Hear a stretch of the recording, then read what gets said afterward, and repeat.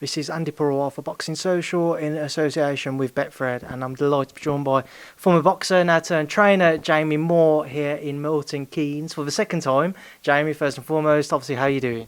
I'm alright, mate, yeah, thank you. That's good to hear. Now, obviously, I'll try not to get you to fall asleep through my questioning for as long as this interview lasts. I know we did an interview a couple of days ago, just kind of but analysing the fight week ahead of the Sunday show. The point of this interview was to kind of do a reflection piece of your career and obviously certain points in it, which I'm sure stick out to many people. So, Jamie, just to get straight into it, just take me back to your first thought and memory of boxing. What was it, or what? How did you actually get involved in the sport? How old was you?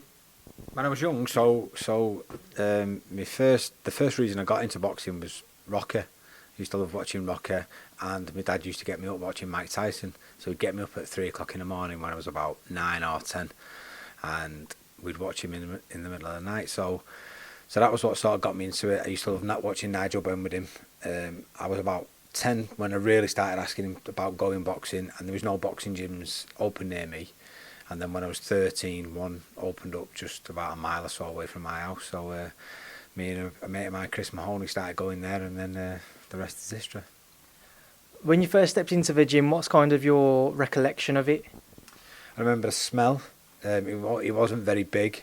It had like a sort of bleachy smell, so it was obviously brand new and it had all been cleaned and stuff. And I was sort of in awe. I'd been wanting to go for so long, and I just remember being really sort of nervous and excited. But Dave Langon, who was the coach there, who taught me how to box, it was the first day he'd opened the gym, so I went there on the first day, and then I turned pro 8 years later, and then nine years after it opened, it closed down. They kept putting the rates up, and it wasn't sustainable, so we had to close it down. So in a weird sort of way, I always look at it as like a bit of fate from my part that it was there for me at a time when I needed it. I was getting in trouble and stuff when I was a kid, and it sort of got me into boxing, got me onto a path what kept me sort of involved and out of trouble. And then as soon as I turned pro, it was closed down. So a bit of fate for me there, really. This semi-veers away from kind of continuing with your career, but you're talking about amateur gyms there. I know you're trying to set up your own currently, but why do you believe it is that boxing can help so many people? Why did it in particular help you and kind of make sure that you didn't go down a different kind of life?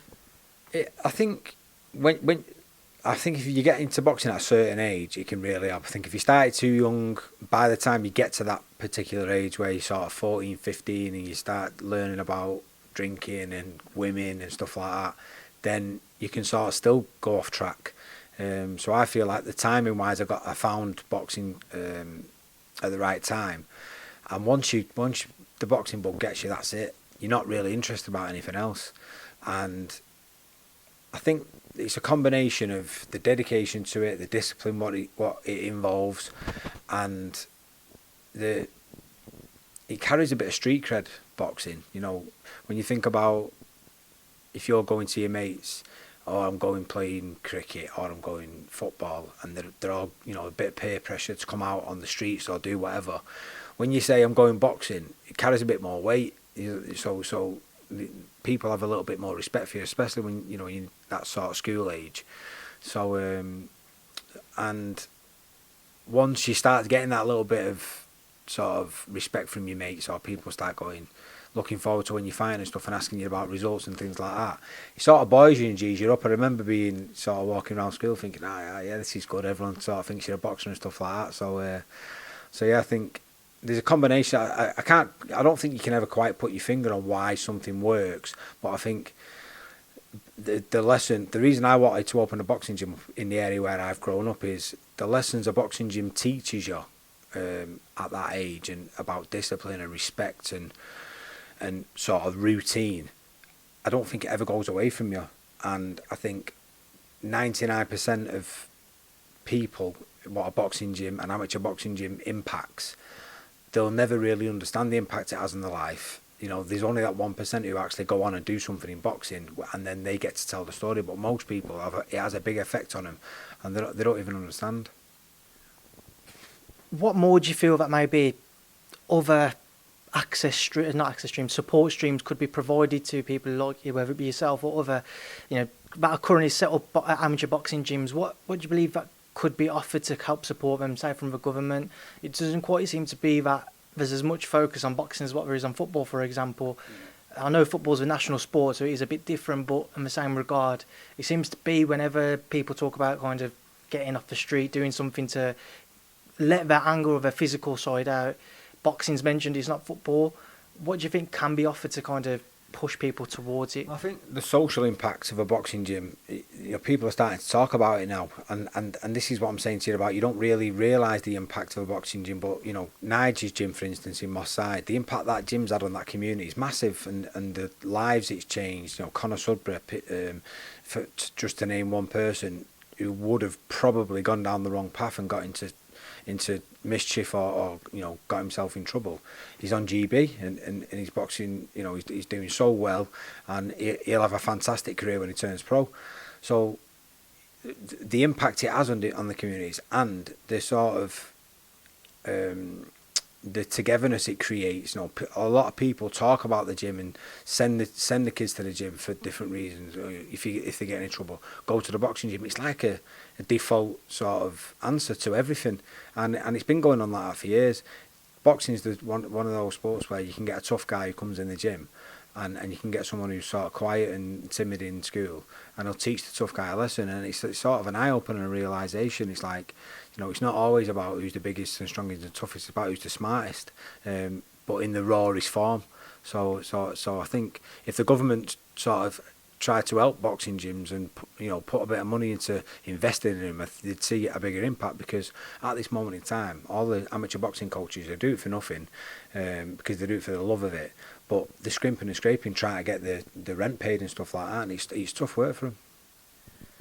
To move back to your own career, going back to your amateur days once again, when did you when you say you got to 14, 15, you're getting a bit older, when you are going into a gym and you've got older, other more mature people ahead of you, where does kind of the ranking stand? So when you're going in there, are you thinking, I could get in a ring and I could spar them, or are you thinking, I want to try and stay away from them for the time being? Yeah, there was a couple of lads. There was a lad called Stephen Metcalf who was from me, who boxed at a different club and then came and started training with us.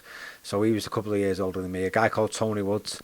So these are the guys who you sort of look up to and you try and copy and mimic because they're good fighters. I did do a few rounds with Tony Woods one time, and he dropped me with a body shot, and I remember thinking, they're the shots what they'll do for me. I like them ones. So and they're the lessons. And then obviously I got to a stage where they'd sort of moved on, stopped boxing. I was just getting good when I was 16, 17, and then I was sort of the person who people looked up to. So you enjoy, at that age, you enjoy being that sort of role model, because you feel like that person who you looked up to and the influence they had on you, and you try and replicate that. So it's like a conveyor belt, and that's the impact it has on communities as well. Moving forwards with your amateur career, just reflect on the achievements. I know you had a successful one. Just looking back, what's kind of your fondest memories? I wasn't greatly successful in terms of achievements. I had some good wins. I beat some national champions. I beat the American number 2, the Dutch number 1, the Canadian number 1. I stopped whoever was ranked number 4 at the time, I can't remember his name, I stopped him in the first round with a body shot. I had some real good wins as an amateur, but my style was always suited to the pros. So, we had 4 trips to Jersey, which were always the standout ones for me. Stephen Bell, who's now a coach, and he was an ex-pro. Me and him roomed a couple of times in Jersey, and we had some great times. But I was on the end of some bad decisions in the amateurs, like I say, because my style was more suited to the pros. And I always had a plan of turning pro around about 20, and I did. And I sort of never looked back from there. I did enjoy the amateurs, but the pros was always my sort of goal. I didn't have any ambitions about winning titles or anything. I just wanted to be a pro fighter. You mentioned obviously Jersey and travelling. I ask this to many people who I do interviews with, like this, reflecting on their careers. When you look back on those days, being able to travel away from your hometown, what's kind of the mentality when you're not fighting? What do you get up to kind of take your mind off of a sport which isn't necessarily which I don't really want to say would be frowned upon, but would certainly, let's say, cause a little bit of havoc? What, when you're travelling when you're younger? Yeah, do you know what? I never got the opportunity to travel. I mean, I went on a lad's holiday. I'd barely touched a drop of alcohol. I never really used to drink when I was 17. So I think boxers have a bad reputation, but for no reason. You know, we're probably the ones who are most disciplined out of everyone. It's just the fact that you're known for fighting, you know, as in fighting, that people give a bad rep. But most of the boxers I know, they've always been sort of well behaved, and then you get the potty one like Tommy Coyle, who doesn't hardly ever drink anyway, but he would cause absolute mayhem everywhere he goes. That's a very diplomatic answer there, Jamie, because I'm sure I could tell you of a few stories that I've heard. Moving forwards, though, let's obviously move on to your professional career. Reflect on your first fight, stepping into the ring for the first time. What was that like? What was the experience like? It was a great experience, to be honest. I was on the undercard. It was one of the first times Ricky Hatton had topped the bill for Sky. He'd already been pro just over 18 months. He was at Bowler, so it was local to me. And I was nervous. You can imagine I was really nervous. And I got dropped. I got dropped in the second round on my debut. I put my opponent down. He's called Clive Johnson. He got up. I went in to finish the job, I thought, and I just remember the referee saw me 6-7, and I was like, "Oh shit, I've been dropped here." And then I got up, got back in control by the end of the round, and then stopped him in the third round. So it was a pretty exciting fight, and I remember the article in Manchester Evening News afterwards called me an exciting fighter, and they said I was like a white Nigel Benn, which I loved because Nigel Benn was my hero at the time. So I was well happy with that praise. Being dropped in your first fight, I know a lot of people always say, and at least I always have people tell me that if they see a fighter get dropped, they should try and take as much time as possible just to kind of recover and then stand up. What was going through your mind? It's your first fight, you're very young. What's going through your mind at such a young age? Well, I don't remember getting dropped, and I've seen the video back. I just get up really quickly. So everything what you're not supposed to do, I did as a reaction. So I suppose, and like you say, experience-wise, as time went on, any time I got dropped after that, I always sort of took my time getting up and took a knee a little bit, or made sure I got up slow. But I had no clue what had happened. I always remember the ref saying 6. Let's fast forward a little bit, Jamie, and let's move on to unhappier times. Your first defeat to Scott Dixon. Reflect on that one for me, Jamie. What was it like to lose your first fight? Absolutely heartbreaking at the time. I remember walking out the ring. So I remember stood in the middle of the ring. If it's on YouTube, if you look at the video of us stood in the ring as the announcement's being done, I look out the ring and I looked at my mum and just sort of shrugged my shoulders like that, and I was devastated. And I remember walking out the ring, getting into the sort of tunnel part on the way to the changing rooms, and I just broke down crying, sat down on the floor crying. Steve Foster, who was training me at the time, sort of picked me up and carried me to the changing rooms. And it must have been 3 months. There was all sorts of stuff going through my head. Am I good enough? Questioning myself. Looking at why I felt like I lost. I was talking to me, Mrs. Colleen, and my wife, saying I might go in the Marines, I might knock the boxing on the head. I don't know if it's for me or not. So, because I was embarrassed, and I was also thinking that was tough work, and I don't know what else I can do. And then when I sort of sat back and sort of reevaluated it, I was watching the mistakes I made, and Oliver Addison was a big part in changing that around. He was helping us out with Steve Foster in the gym for the sort of 4 or 5 fights before that, and Steve Foster had said he didn't want to train anyone from that point. So I'd started training with Joe Gallagher for a couple of weeks. It didn't really work out, and I was boxing about 6 weeks later. So I drove around the corner, and Oliver was there, and I said, "Listen, can you do me a favour? I'm boxing in 6 weeks. Can you do me corner for me?" And I said, "I'm training myself in a gym up the road. Can you do me corner?" And he said, "Why don't you let me train you?" And so he didn't train any pros at the time. He said, "Listen, I promise you, if you let me train you, I'll get you at least a European title." So, and at that point in time, I wasn't really bothered. I wasn't interested. I was still a bit disillusioned. I was doing it for a bit of money, really.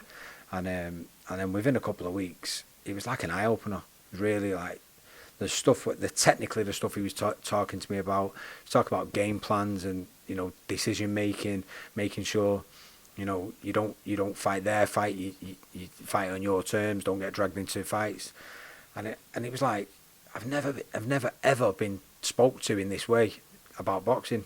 And I had three fights with Matchroom. I moved from Frank Warren to Matchroom, and then I took a fight on 5 days' notice for the British title, which just changed my life. Move on to Oliver Harrison. Obviously, it was something which I was going to talk to you about before we continue with your career. What is it about Oliver when you was working together? What was it about him that kind of just clicked? Because whenever I hear anybody talk about him, it's only ever good things. I never hear anybody say he never did this right, he never did that right. It was always just such a positive influence on them. What was it about Oliver which really kind of resonated in yourself and that you could just learn off and you loved of him? I think, for me personally, he just got me. He understood me as a person, and I loved his demeanour. Everyone's got their own match, I think, as a trainer. Some people need screaming and shouting at. Some people need holding back and controlling. And I was always overtraining myself. I trained too hard. He was the one who made me understand that. So I needed someone like him who was a calming influence. Brought me back down, mellowed me out, and made me think about it a little bit more. He was just a great person to have around. And then once we had a bit of success, then more people started to come to him. And then it was only then after Steve Foster, Anthony Farnell came, Amir Khan then came, which was the big one for him, where his name really started to get recognised. And it was about time. It was probably, again, fate that our paths crossed in terms of I was round the corner from his gym when that situation happened, and I went round there and asked him to train me. And I can't imagine what my life would have been like if that scenario.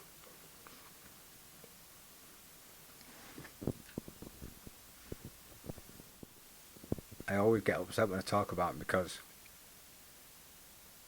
of the impact it had on my life. And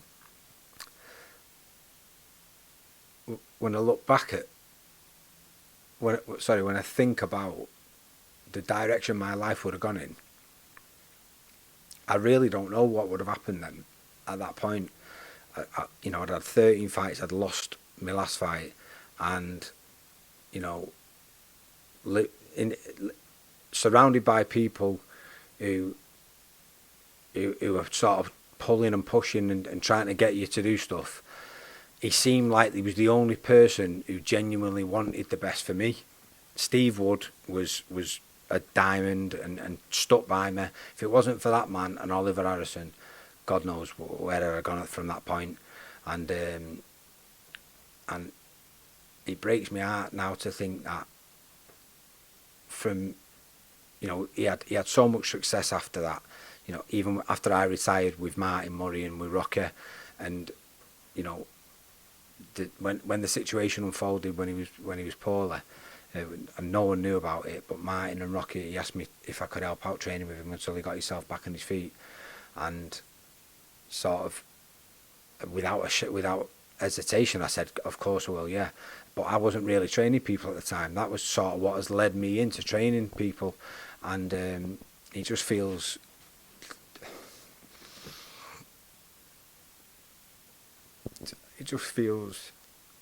wrong that he's had to go and not leave me in this situation, but I've ended up in this situation because he's not here really, and he's brutal. I can't really put it into words. And when he actually passed away, I should have been going to London, and Chantel was fighting and Jack Carroll was fighting. I can't remember which way was which, but it was a Friday and a Saturday, and it was such a difficult time because I had to leave them to go to London, and because I couldn't not be there for Oliver. And I had to then. I was there for him right at the end.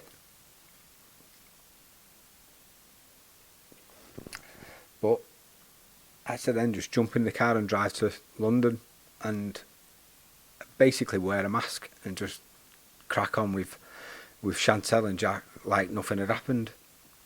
And to be honest, I've probably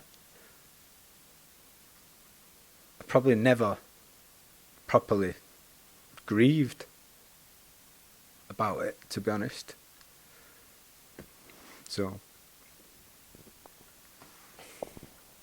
when you was working with Oliver and you was together, do you feel like he had a fatherly type influence on you then, Jamie? Do you feel like the lessons he was teaching you was obviously that of a father to a son? I've got an unbelievable dad, and he's always been there for me.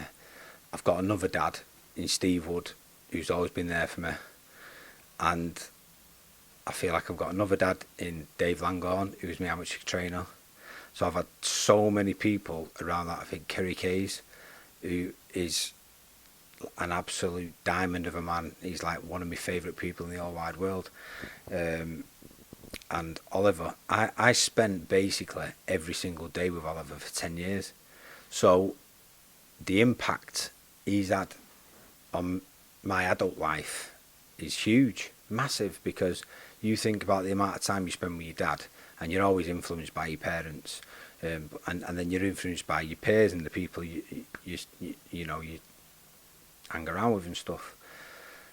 For nearly 3 years, when I went with Oliver, there was just basically me and him. A friend of mine, Shinny, used to come and train with us. Like called Darren Cleary, he was a pro, he win some, lose some. But there was nobody regularly in the gym. A lot of the times, I'd get there for 9:30, 10 o'clock in the morning, and it was just me and him. So I feel like, those first 2.5 years was worth 10 years in themselves, because to get one-on-one time with someone like him and just have his sole attention was invaluable. And that's what I remind myself of him so much, because every time I'm talking to my fighters, it's his voice, because you can't help, you're a product of your environment, and I was around him so much. So when I'm talking now, everything I'm saying, not in exactly the same way, but a lot of it comes from him. And his son's actually been training with us now. Larone has been training at our gym, and that was difficult for him at first, because he'd only ever trained with his dad, and it took him a while to sort of come to terms. And obviously he'll never come to terms, but I mean, in terms of boxing, he texts me and he's been coming training and he's really enjoying it. And I suppose it'll be the closest thing what he'll ever get. He'll never be as good, I'll never be the same, but it's probably the closest thing. And I'm enjoying it. I'm enjoying doing it. He looks so much like his dad. So and he can fight. He can really fight. So we're going to do him proud. Do you feel like, if obviously you didn't help out Oliver when he needed you to and when he asked you to, you wouldn't be a trainer now? Yeah, I was getting to the point. I'd said to Nige, Tommy was umming and ahhing about what to do. I think he'd lost to Campbell and he just had a fight. He was sort of toying with the idea of throwing it in. And I'd said to Nige, listen, once Tommy retires, I'm done with this training. There's no legs in it. I'm just gonna crack on and do something else. So, and then obviously that happened. Martin came, Rocky came, and it wasn't long after that. It was only about 3 or 4 weeks after that Carl Frampton rang me, just out of the blue. He didn't know Martin and Rocky was training. He just sort of mentioned it, and he said, "Listen, are you training fighters?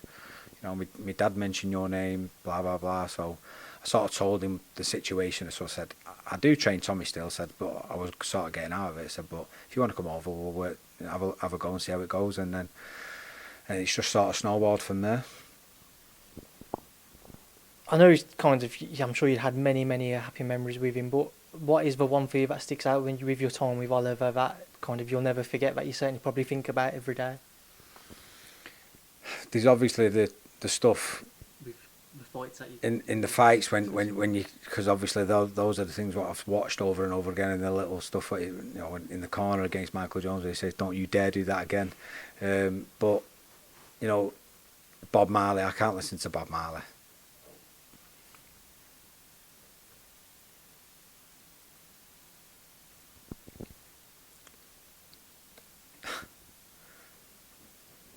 God, this is fucking hard.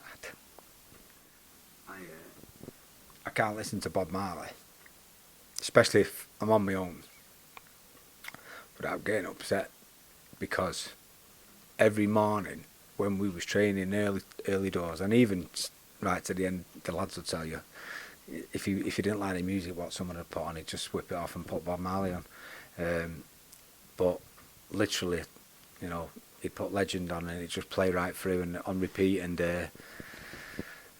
it's just, it's the beautiful memories, but God, it's hard. We know that he worked with some brilliant fighters. Do you feel that he got the recognition he deserved? A little bit. I don't think so. He's held in high regard by his peers, but I don't think, you know, on a bigger scale he got the recognition he deserved. I think a lot of that's down to him because he didn't want the limelight. I always respected that about him. I don't think he ever did an interview until I went to Germany to work for Sky when I'd retired, and Martin Murray was fighting Felix Sturm. I think that was the first interview he ever did, and that was for me. It was only for me because I pestered him to do it. He never wanted the limelight. I always remember when Amir Khan came and there was a media frenzy, and you know, all the national papers had come to the gym, and they'd all be saying, "Oliver, can we get a word with you?" And he'd go, "Yeah, listen, just 1 minute. I'm just going to go and jump in the shower, and I'll be back in 5 minutes, and you won't see him again." He always had that way, you know, gone. He just did not want the limelight. He wasn't interested. He was all about the fighters, and that's what I loved about him. Quick stop and start there, Jamie. My timer stops after half an hour, so I'm sure you're thinking half an hour already. How much longer? But yeah, just to obviously pick that back up there. I know we've spoken about Oliver quite in depth there, and I don't want to keep on kind of putting you in a tough position, but you know. Yeah, you're killing me. Yeah, we'll move back towards your career now. Unfortunately, let's take it back to another defeat and towards the end of your career, the Ryan Rhodes defeat. When you went into that fight, what was kind of your mentality? Because I know that after that you had one more fight, then you retired. Did you feel like you was coming towards the end? Yeah, I knew my body was falling apart by then. But in two different ways. One, making weight, it was absolutely excruciating. And, you know, in hindsight now, by 2007, I should have moved up to middleweight. Kerry Kayes always says, whoever lost the Macklin fight was always going to move up. I'd probably say I still had another 12 months from there. I could make it healthily, and then it was too much then. And there was always that carrot dangled of, listen, got that European title fight, or we'll try and get you a world title fight, and it just never materialised. But then I'd always sort of go, listen, I'm going to have to move up to middleweight, and then they go, yeah, but listen, if you just have one more fight and then we'll move up, and it was always one more, and it was just too late. So, but I had 4 operations on my shoulders from 2006 to 2009, so in 3 years I had 4 operations on my shoulders, two on each, and I still boxed. I think it was 8 or 9 times, which is crazy when you think about it. I was constantly recovering from surgery, and when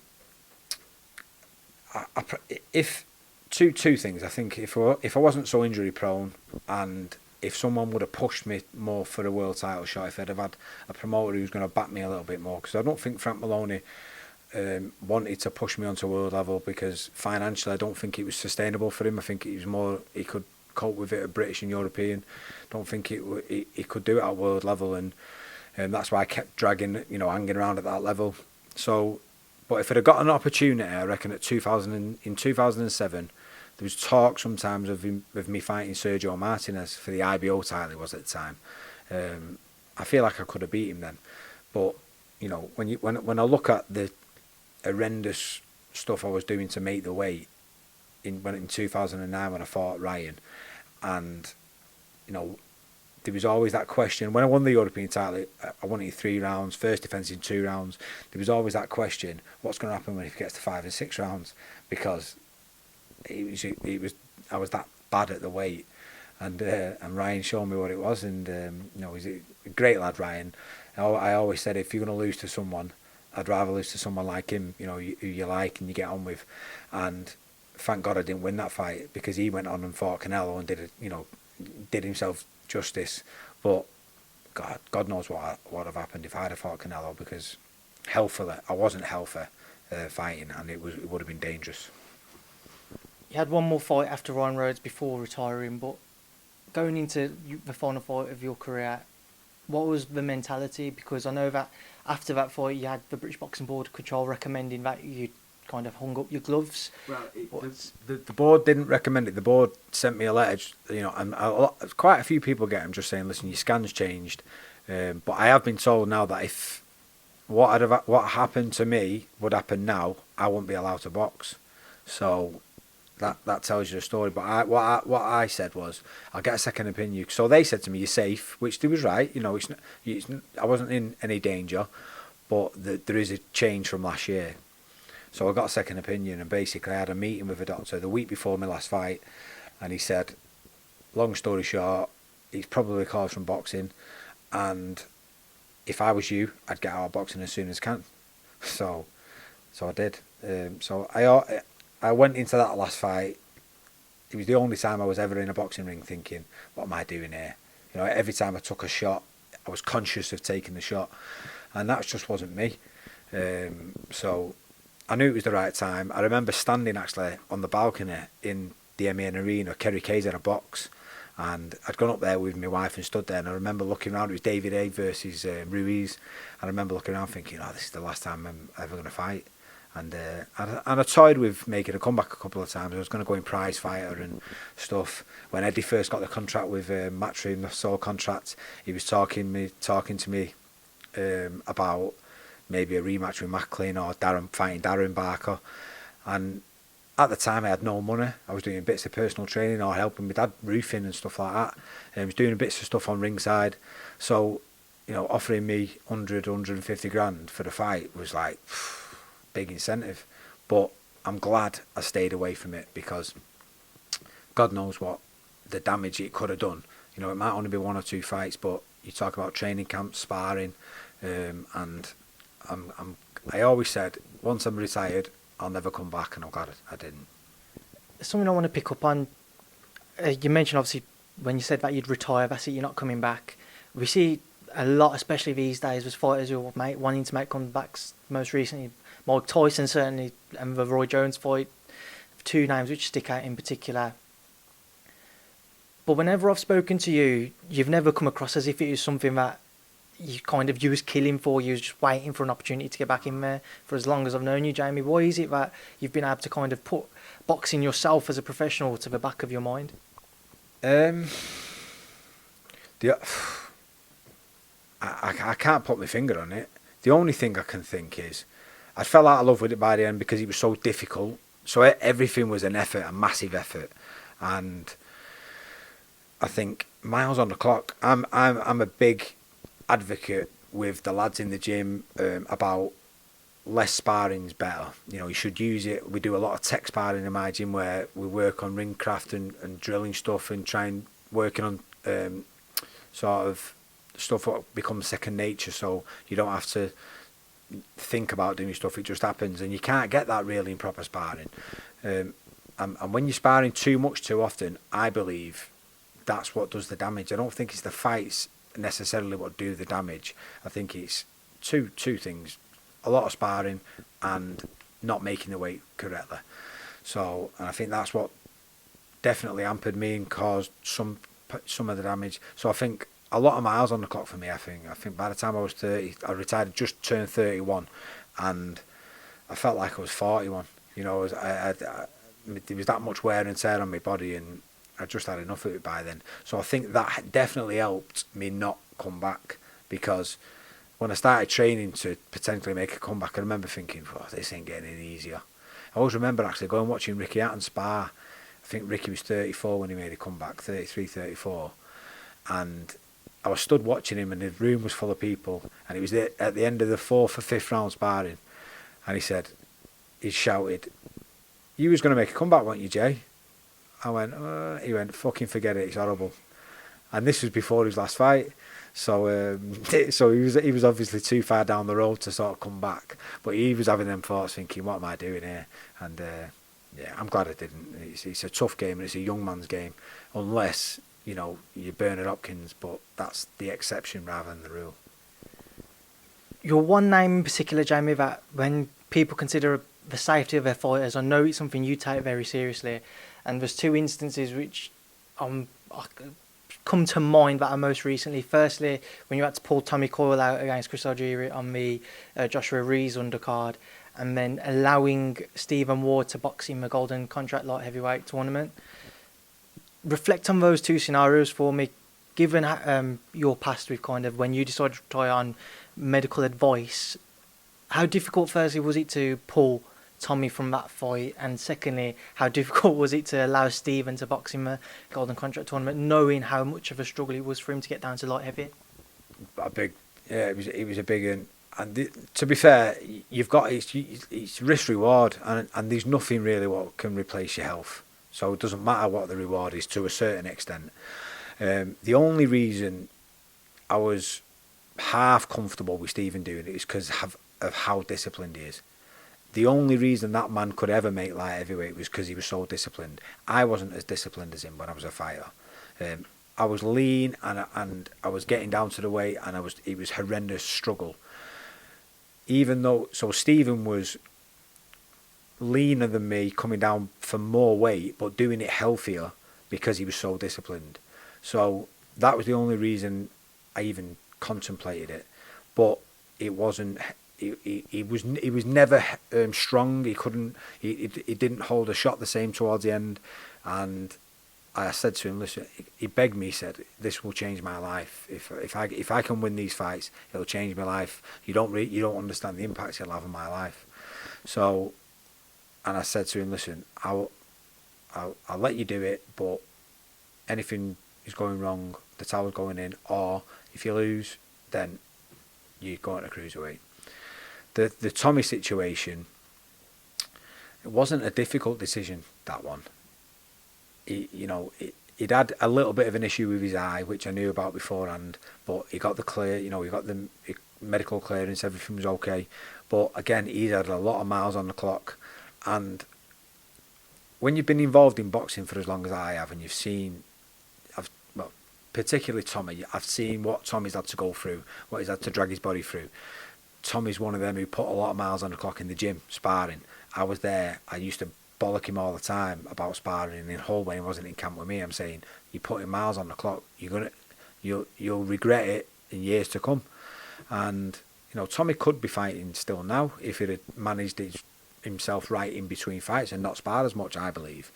But I always remember just watching the shape of his body in sort of midway through that round. So he'd had Algieri hurt bad in the second round, and he probably missed his opportunity then. He let too much, he put too much effort into his shots. He didn't think about it enough, and that was probably sort of experience on level. You can see Algieri pick his shots much better. By the time it got to the 5th round, Tommy started getting tired, and you could see his body shape start to change. So instead of him being solid and he had a good structure underneath him, he started to sort of wobble a little bit in between towards the end of the round. And then midway through the 6th, I remember thinking, he's lost the opportunity to win this fight now. He always had that puncher's chance if he had structure underneath him, and he was going. So I was thinking about it for about a minute or so, and I think he got hit with a left hook, and he sort of dabbed at his eye a little bit, and then he went back to the ropes, and he was taking some punishment on the ropes, and I just sort of turned around and I picked the towel up, and Kerry Kay said to me, "What's up?" And I went, "I'm going to pull him out at the end of this round." And he went, "Absolutely." So when someone like Kerry, without even having a conversation about it, agrees with you straight away, who's been experiencing so many corners, you know it's the right decision. So even though it was a tough decision to tell Tommy, because I knew the reaction I was going to get, 100% it was the right decision. The chance of him winning that fight had gone, and anything after that round was just going to be detrimental to his health and his long-term health. And I couldn't allow that to happen because, you know, for what? His ego to go a couple more rounds. No, I understand him because I've been there as a fighter, but my job is to protect him. And I thought, he's going to fucking fall out me here, but I don't care because he'll thank me in years to come because he'll be able to see his kids. and he has done now. So I was proven right, but I knew it was the right decision anyway, especially when Kerry said. I remember watching it at the time, and when you told Tommy you was going to pull him out, you can see he storms past you, and you've got a really kind of a look. I don't really want to say a look of sorrow, but you look very sad about the fact that he's had that reaction, which is understandable because everybody knows how close you two are, and I can understand how not difficult in the circumstances because it was becoming a very tough fight for Tommy, but difficult because of how close you are to do that. When you saw Tommy storm past you, when you told him you're pulling him out, what was going through your mind, Ben? I was thinking, by the time he gets to the airport tomorrow, he'll calm down. And to be fair, by the time we got back to the changing rooms, he was okay. And we had to go to the hospital, so I went with him. So I said, do you want me to come with you in the hospital, or do you want Holly to go with you? And he said, no, you come with me. So we went with him, and he had a good conversation with him in the hospital. And he said it then, he said, listen, I know, you're right. He said, but fucking Madison Square Garden, you know, that's all I kept saying. And what a kid he is, man. You know, that little journey what we was on for 6-7 years was unbelievable, and that's probably the only reason I'm sat here now talking to you about training fighters in a way is because of Tommy. Because, you know, if it wasn't for him asking me to help him out, I never would have ended up getting involved in it. What is it about Tommy and yourself that seems to just click? Because, like I say, everybody knows just how well you two get on. We're always seeing the pair of you posting over social media together.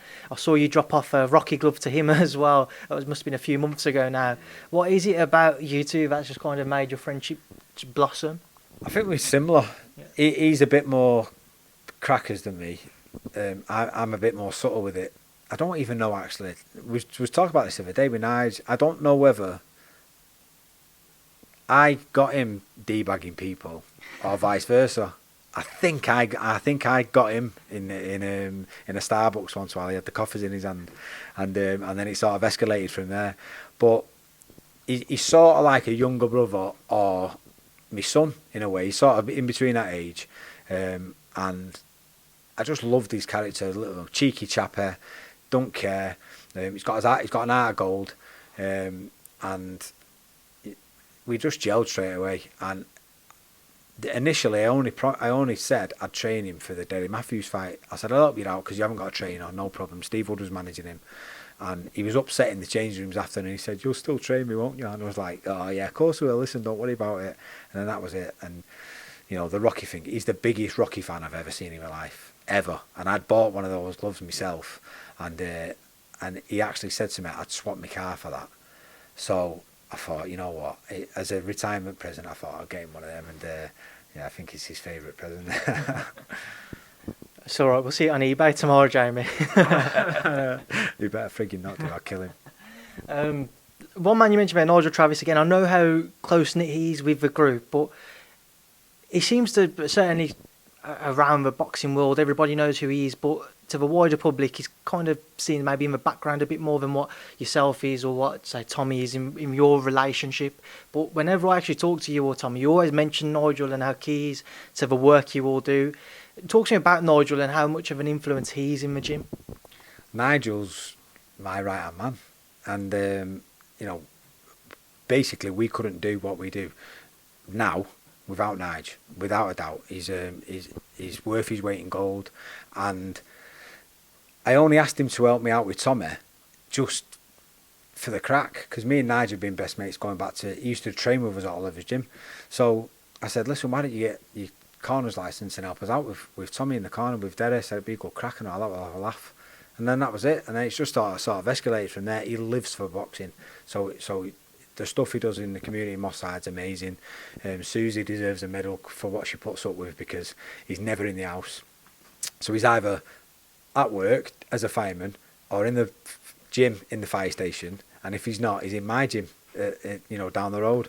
So he lives for the game. You couldn't ask for a better man around the lads, He's funny, he's dedicated. You ask him to do something, and bump, he'll do anything for anybody. Such a good guy, and everyone sees me having the crack with him all the time, and I'm only like that with him because I know the way he takes it, because we've got that sort of relationship. But I don't really have any serious stuff to say about him. But when I do, he's heartfelt. He's absolutely worth his weight in gold. Everybody knows as well, you both had your little appearance in Peaky Blinders as well. So he does the acting stuff, and we was on the piss one night, and he basically went, "Do you fancy being in this thing? What's going to come out? Apparently it's going to be good, called Peaky Blinders." So what is it? He said, "Oh, it's about these travellers or these Irish people living in Birmingham. They had blades and the caps and stuff. We're going to be against them, and they want someone to be part of my family." So I was laughing. I said, "I could be your son." He was like, "Oh, shut up, you dickhead." And then he went, "Yeah, I'll stay there." So he took a picture of me and sent it off to the woman who was doing the casting. And then 5 minutes later, she went, "Yes, Andy would be great. Bring him down to the auditions." So went down to the auditions, the rehearsals it was for this fighting scene. This is a funny story. So I've gone in and I'm sat there, and it's taken about 4 hours, and I'm complaining to Nigel, going, "This is fucking boring. Why have you dragged me into this?" So I turns around and goes, "Tell you what, it's shit this, innit, mate?" To some guy sat here, and he's going, "Yeah." I said, "It's fucking boring." I said, "How long have you been doing this?" He said, "Oh, yeah, I've been doing it a few years now." I said, "Have you been anything good?" And he's like, "Yeah, The Dark Knight Rises, blah, blah, blah." Nigel went, "That's Cillian Murphy, you silly bastard." And I was like, "Oh, shit, sorry, mate." But to be fair, he found it quite funny because I didn't know who he was. And then every time I seen him after that, we had a good crack, so it was good, actually. I enjoyed it. Did Cillian know who you was because of your boxing background, or? He didn't know, but then one time I had to leave early. They had to film this scene earlier because I had to go, because I was doing the overnight for Sky for American. So I ended up talking to him about the boxing. Then he said, "Oh, I'll watch you next time," so we're not best mates, you know what I mean. Well, you've got his number. No. I'm not. Jamie, there's a couple of fights in your career which I don't really know how we've skipped over. Obviously, the interviews not gone in the order I imagined, but one fight you briefly touched on, or you mentioned earlier, Macklin, a brilliant fight. Everybody will remember that. And my recollection obviously was Matt came storming out early on, and he said himself to me when I asked him about it, just felt exhausted after that. What's your recollection on that one? Yeah, pretty much the same. We knew, because it was early in Matt's career, and because he was with Billy, and had a lot of experience with Billy Graham, I sort of knew the way he was going to fight, and he sort of played into our hands. Oliver set out a great game plan, but I'd said to Oliver, as he was telling me about the game plan, this means it's going to be an unbelievable fight, because he wanted me to sit in the pocket, so not run from him, conserve energy, make him miss, and then as soon as he stopped punching, I had to reply, and I said, "Oh, that's going to be some pace," and he went, "Yeah, well, that's the way to beat him." So we knew it was going to be that sort of fight. But when I turned pro, all I ever said in interviews was, "Listen, as long as all my mates work hard and they're paying 20 quid, that's how long ago it was, paying 20 quid a ticket, and if they can leave the arena and go, 'Wow, what a night that was,' then I'll be happy." And they did nearly every time. So that more than winning the British title, the Commonwealth, European, the Irish title, I was in Fight the Year 3 times. More than all that, I love the fact that people go, "Wow, your fights were unbelievable." Every time we come to your fights, we went away going, "What a top night," and we couldn't wait for the next one. So that's probably the thing I'm most proud of. What's the fight in particular, Jamie, that for you in your career, your fondest of? Is it the European title win? Is it the fight with Matt? Because everybody in Britain certainly will always talk about it. What is the one for you that sticks out? The two best nights I had fighting, in terms of the feeling I got afterwards, was the one I won the British title on 5 days' notice, and the third Michael Jones fight, just for sheer relief, because it was I was coming off 2 losses, and my son had been born, and my nana had just passed away 2 days before. So that was the best feeling I ever had. The Macklin fight, I don't think I'd have felt good after it anyway, because it was that horrendous to fight. Plus, the scenario what unfolded afterwards, I felt sick because I didn't know what had happened to Matt. Thank God he was okay, and I went to the hospital afterwards, and that was quite a funny scenario unfolded. I just walked into the hospital, and Kerry Kays and Ricky was there, and they walked out, and I walked in, and me and Matt was in the bed all rigged up in with wires and stuff, and we just both sort of looked at each other and started laughing and went, what the fuck have we just done? So it was great memories, do you know what I mean? Like to be able to be involved in a fight like that, and it was 14 years the other day that it happened, for people still to be talking about it now, and probably will be in another 20 years time, what a mark to leave on a sport what you love, you know what I mean?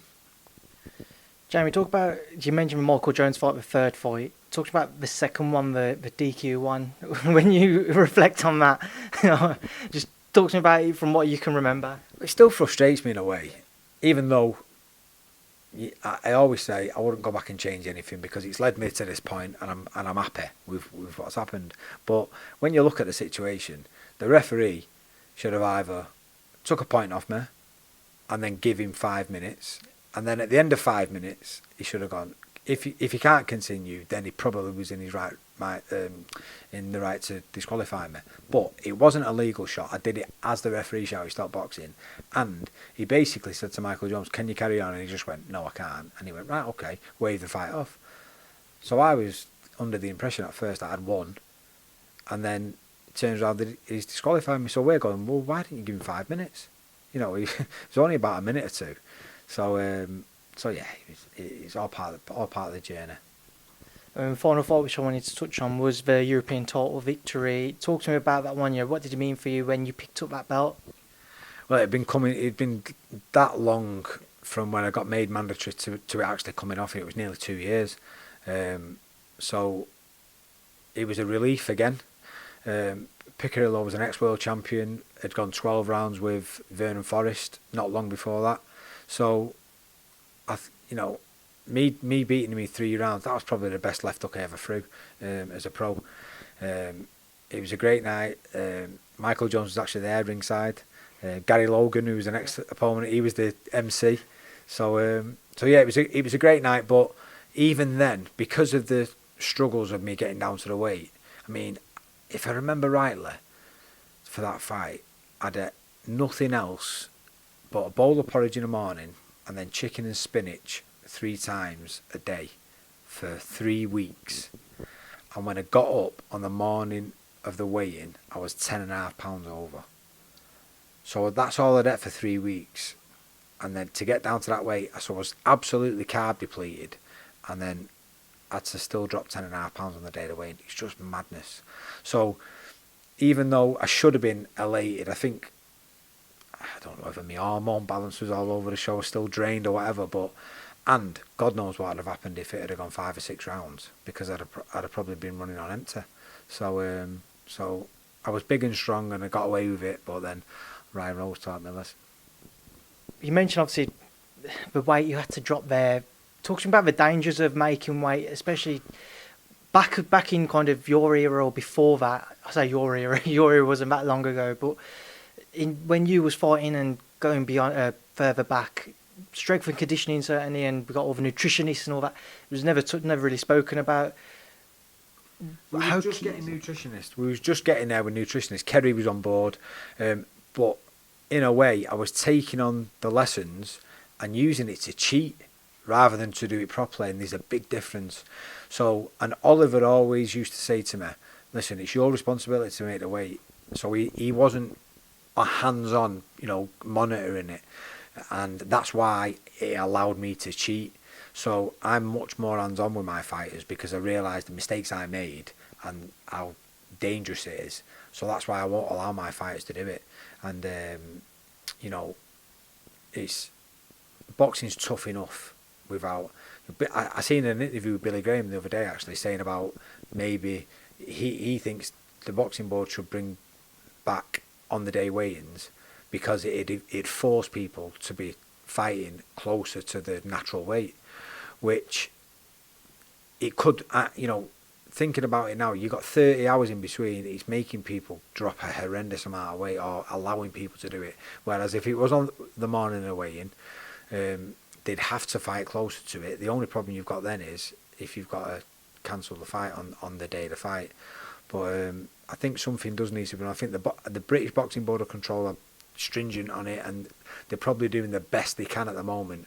But I think fighters need educating, because I feel a lot of them aren't getting the best out of their ability. They're putting all the work in for 3 months, absolute dedication, getting as fit and strong as they can, to then weaken themselves at the end of it. It doesn't make sense, does it? So, they could perform much better if they was fighting a little bit closer to the weight. So, but as time's going on, I feel like they're getting better at it. You mentioned kind of maybe bringing in same-day weigh-ins, but that in itself, would that not maybe possibly create further issues with fighters thinking that they could just look to lose the weight for that extra day and eat less, not necessarily drop the weight in the correct manner, and then coming to fight day and then just being completely out of it? If they're doing that anyway, and they're dropping them, say for argument's sake, someone thinks, right, I've got 30 hours, and in this fight week now I'm going to drop 15, 16 pounds. It's crazy, but they'll do it, and they can do it. Whereas if they was doing it on the day of the weigh, if they had to fight on the day they weighed in, they'd know they couldn't do that. It'd be impossible to do it. So I think if the board turned around tomorrow and said, right, from now on, 10 o'clock in the morning, everyone's going to weigh in, I think nearly every fighter would move up one weight division. That's another stop and start, Jamie. So, we've hit the hour mark. But it seems to be that I've woken you up, Jamie. I haven't put you to sleep, which seems to be a good thing. But obviously, we're touching on weight there. In UFC, it seems to be spoken about quite openly, and we see a lot more, certainly over social media, the I can't think of the right word, the kind of how far fighters will push themselves to make the weight. What do you make of it when you see things? I remember seeing a picture of Jorge Masvidal with loads of foil wrapped around him, trying to sweat it out, which was horrible to see. I've seen the stories what the UFC guys do as well, and it's horrendous. The only reason I feel like they may be able to get away with it more is, especially, there's not as much head impact as there is in boxing. There's a lot of wrestling involved, grappling, jiu-jitsu, locks, and for instance, if you get kicked to the head, bump, your lights out. So you haven't got that prolonged, sustained impact on the brain like you do in boxing. Maybe that's why they get away with it a little bit more than we would. But still, it's dangerous. So it's not just dangerous to go into a fight like that. It's dangerous in itself. I've spoke to people at length at Salford University and stuff after my career was over about the lengths I used to go to, and towards the end of my career they were saying stuff like, potentially you could have had a stroke, you was that dehydrated. That's mental. Do you know what I mean? To make weight for what? Just fight at Kerry Cage was saying to me towards the end of my career, you shouldn't go up one weight, you should go up 2 weights. That's how much I was dropping to get down to 11 stone. So that in itself tells a story. It's just, I just feel like we'd get better out of the athletes, so we'd probably get better fights as well, and it'd be safer all around. Let's just fast forward, Jamie, into kind of the current climate of the boxing world. We're obviously in a bubble at this moment in time.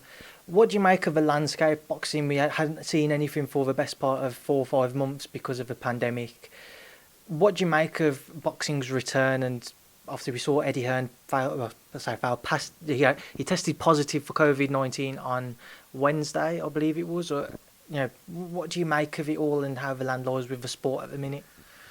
The way it is at the minute, I think it's madness. I think the government really need to address the way they're dealing with this, because there's that many, there's that much information out there to say that it's not as bad as they're making out. They're going off numbers of tests now. Even though the numbers of tests have increased, let's not get all political. But from a boxing point of view, you've got to look at what Eddie's done and Frank. Even though I don't feel like Frank's been able to put the same sort of shows on as Eddie because he you know, he might not have the depth of the stable and stuff like that, but what they've both been able to do under the current circumstances is commendable. You know, MTK have done their own shows as well, and it's just been amazing. So they've had some really good fights on. So under the current climate and circumstances, with no ticket sales, with no fans, you've got to take your hat off to everyone who's been able to put a show on.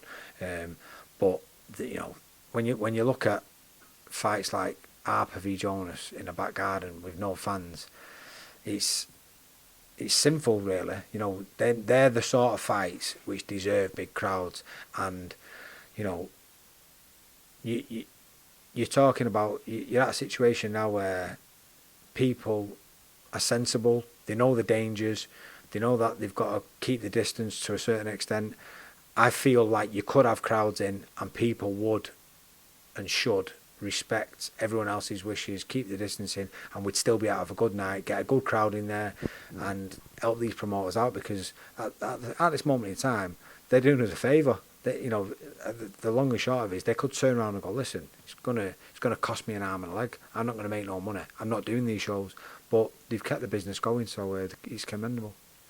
How do you train? You know, you've had a few fighters who kind of been in and around a bubble experience now. How are you training them and preparing them for the mentality of going into either, in this case, an empty arena or an empty TV studio? How are you kind of preparing them mentally to what they would not be used to?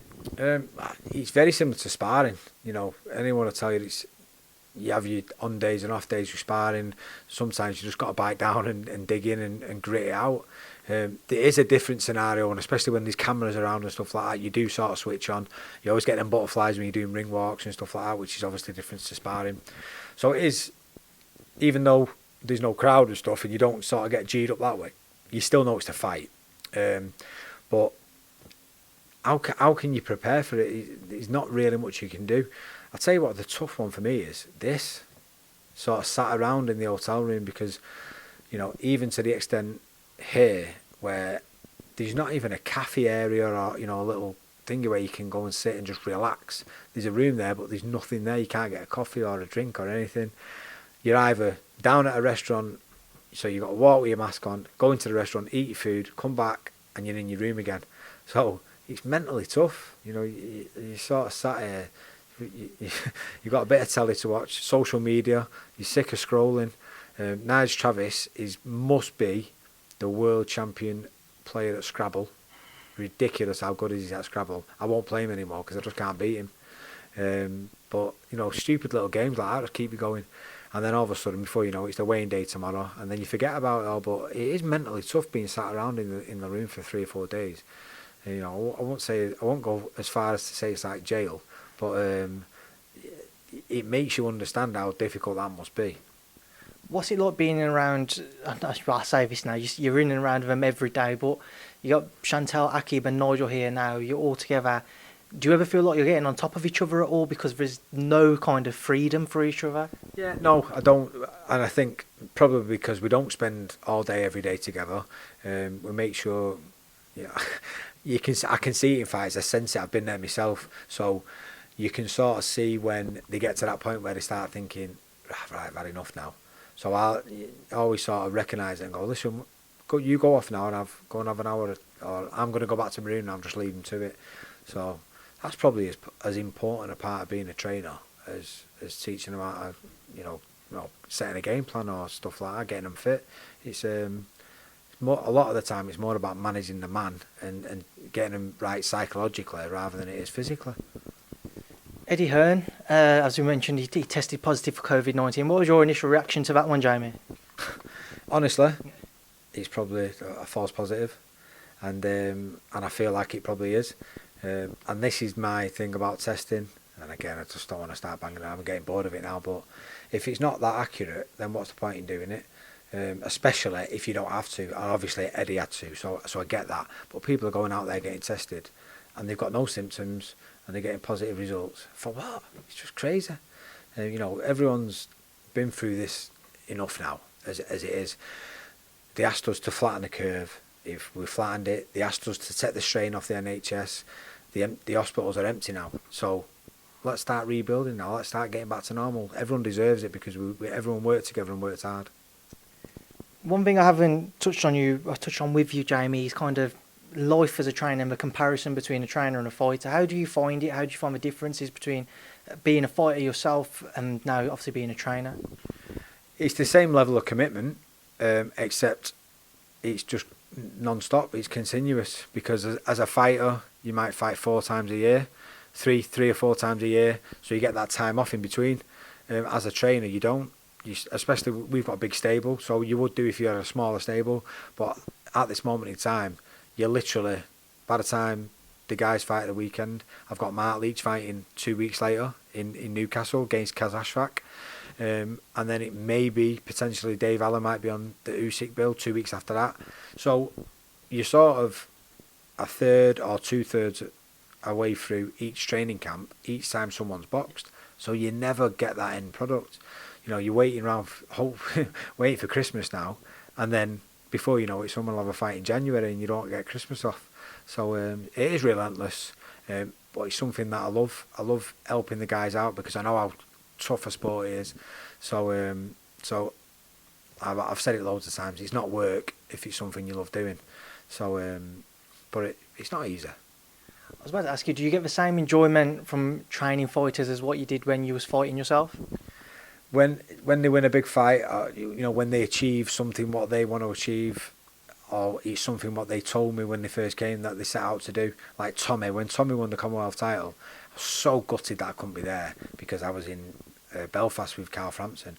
So we watched it literally in the changing rooms as I was wrapping his hands. I knew how much it meant to him, and I was emotional. I was crying in the changing rooms because we'd been, we'd walked that journey together. And to see him achieve his dreams like that was an amazing feeling. So I feel it for him. You know, I've been there. I know how much dedication it takes, and I live it with him. And that's so my goal is their goal, and my enjoyment then when they win is that's the same sort of feeling I get as they get. When you initially retired from the sport, what was the kind of your take on life then? How did you kind of see the coming years playing out for yourself? That's a fucking great question, to be fair, and I reckon I felt hard done by when I first retired, because I remember thinking all the effort and hard work I put into this and the entertainment what I've give people, and I finished with fucking 30 grand in the bank and a mortgage. So I didn't pay my mortgage off and I had 30 grand in the bank. And then a year later, I'm working with my dad doing roofing. I was doing a bit of personal training. And my saving grace really at that point in time was Adam Smith rang me up and said, do you want to come and be part of the team? Ringside's back on. So I started doing a bit of ringside, and then it was my idea. So they put an email out saying if anyone's got any ideas for the show in the new year, and I said, listen, I'm getting myself back fit now. No one ever gets to meet the trainers and find out their background and how they got involved in boxing. Why don't you send me to meet trainers and then let them put me through a session and I'll have a chat with them and find out how they got involved. And they thought it was a great idea, and then that's what started that run of series, and kept me going for a couple of years, and it sort of led me on to the beginning of where Tommy asked me to help him out, and then that led on to then Macklin asking me to help out, and then I sort of got into it then from there. How hard is it when a fighter retires, and in your case there, you said you felt hard done by because you didn't really feel like the sport gave you enough back to what you probably deserved? How hard was it to leave the sport as a professional knowing that? Well, because they achieved quite a bit, then it softens it a little bit, but there's so many fighters out there who probably feel the same as I did, and they probably not achieve what I did. And even I earned quite good money in terms of at the time, but because of my injuries towards the end, I had big gaps in between fights, which that means that you can't accumulate any sort of money. So yeah, I imagine there's a lot of fighters who feel hard done by, and there's always been talk about a union or some sort of setup about a pension fund, and some setup where people can have some sort of insurance, and it's a great idea, and I'd love somebody somewhere to have the get go and the finances or the backing to be able to set something up for the fighters, because this is a tough sport and we provide some great entertainment, and there's no real security for the fighters. Managers and promoters, they sort of have contracts and they control everything. The fighters don't really have any guarantees, and then they're just left to, at the end of it, there's really no end product unless you're one of the few people who end up a world champion and you earn a few million quid. So yeah, I mean, if there's anyone out there who can set up a sort of union, then I'd be all for trying to chip in and help out. On the period just after your retirement, Jamie, kind of something else we haven't touched on, just kind of come back to me. Obviously, you went abroad to Spain and you had the incident where you were shot. Reflect on that experience for me, Jamie. Firstly, what's it like being shot? What was kind of your initial reaction to it, and the pain that you was feeling in that moment? Listen, it was 3:30 in the morning. I was drunk, and I don't really remember it that well. It's sort of a bit blurry, but so I didn't really feel pain. It was just like all of a sudden it had happened. It was like, what the fuck? I was just shocked, and I rang my own ambulance. So I was lay there for nearly half an hour waiting, and it was the noise of the ambulance reversing in the road trying to find me that woke me up, and otherwise I don't even know if they'd have found me. So yeah, it's whoever thinks that they'd be sat here talking about that, in their life, it's just mental. But I think my saving grace in it all is that I don't really remember it. It was Danny Vaughan's birthday actually, and we'd been out for Danny Vaughan's birthday, so I was drunk, and I don't remember it until I woke up the next morning, and I was like, oh, this has happened to me. It's like crazy, but thankfully I'm still here and I'm able to have this conversation with you. Thankfully, Jamie, I don't really know what I'd be doing tonight if you wasn't in here. Just to kind of touch on it a little bit more. You mentioned the ambulance. When you was in the ambulance, what do you remember about that journey? What's kind of going through your mind, if you can remember? The only thing I remember in the ambulance ride is me sort of going to a doctor, or I think it was a nurse. Please don't let me die. I've got 2 young kids. I remember saying that, and then I didn't remember that until they took me in an ambulance to the airport, and I got flew home on like a jet ambulance. And when I was in the actual ambulance going to the airport, I had a sort of flashback about being in the ambulance on the way to on the night, and that was a tough memory. But God, yeah, what a mad time. It's weird because it doesn't actually seem real. When I think about it now, it doesn't even, it seems like it was a dream. And like I say, my saving grace is that I don't really remember that much, because I probably need frigging counselling if I did. A woman who I know you always, well, of course you can talk fondly of, but I know how much she means to your wife, how much of an impact she's had on your life, and how well, it's not just suited together you are, but how much you love her. How key has she been in kind of your own success and in the supportive side that she's given you? And obviously, how difficult, going back to that scenario, was it for you to kind of tell her, or for you to find out that she knew what had happened? No, mate, listen, for what she must have gone through, I think it was about 12 hours from the point of her finding out to the point of her getting to Spain and finding out that I was okay. She didn't know what situation I was in.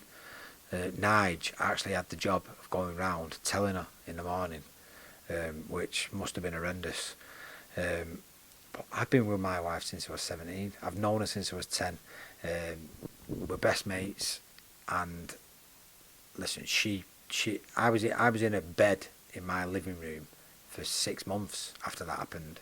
Couldn't get up the stairs. I had an operation to fix my nerve, which thankfully worked, but she cared for me, do you know what I mean? And she's a godsend, honestly. The only reason I'm able to do what I can do is because she's there. And because we've been together so long, she understands boxing. So from that point we were talking about earlier on, when I was 17 and I was just getting really dedicated and started, dieting properly and dedicating myself to the sport, I was starting going out with Col. So the more dedicated I got, the more sort of she understood about it. So she sort of grew into it with me. So she understands the sport inside out. She knows what it entails. I had Carl Frampton staying in the guest house before his fight. Stephen Waugh's just been staying in there for the last week. You couldn't do that if your wife didn't understand boxing. They just won't get it. So, I said this about Knife. If Nigel's worth his weight in gold, she's worth his weight in platinum. I don't know whether Nigel's going to be happy knowing he's been outdone there, Jamie. Oh, he'll be all right, mate. Him and Colleen are best mates. I think they got on better than me and Cole do. Jamie, I believe that is pretty much everything that I can think of, certainly for the time being. If I think of anything else, I'll come back to you in the first thing in the morning. He's getting on now, though. We'll leave you to get some rest ahead of this will be the weigh-in tomorrow. I don't really know when this will go out, but Jamie, it's been a pleasure to kind of look back over your life, your career, the highs, the lows. I appreciate you giving me this interview, and I will catch you tomorrow and in the coming weeks, months and years ahead. Thank you for speaking to Boxing Social. Cheers, and thanks for making me cry.